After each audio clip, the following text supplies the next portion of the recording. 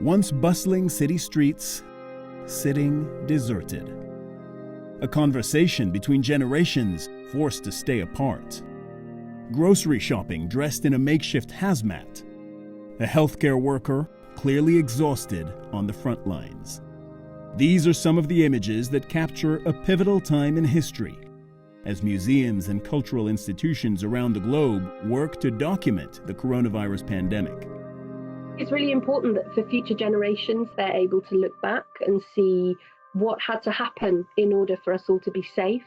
And I also think it's a useful way of processing some of the really difficult feelings and frustrations that we all experience. In late April, historic England asked people for photos of life on lockdown in their first call for public submissions since World War II. In 1 week, they received nearly 3,000 entries from around the country, illustrating a diverse collective experience. We've seen a lot of rainbows. That's become a real symbol in the UK of a kind of solidarity within this time. We've seen a lot of examples of people coming out to clap for carers. We've had some really lovely images of people communicating to their elderly relatives. And really pleasingly, we've seen a real example of the kind of British sense of humour. One couple recreated the John Lennon and Yoko Ono bed-in, but it has stay home messages behind it.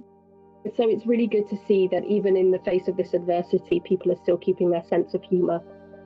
Elsewhere, curators focus not only on visual display, but physical objects iconic of an unprecedented time.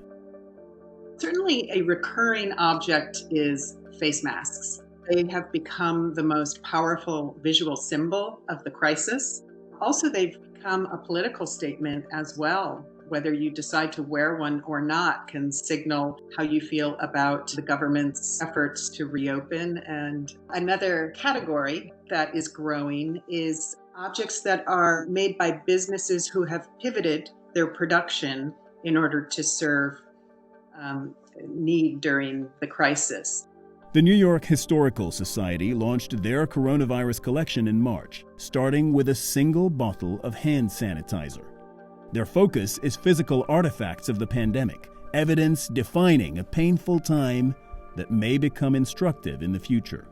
Look at how we are going back to the flu pandemic of 1918 for lessons learned from that experience.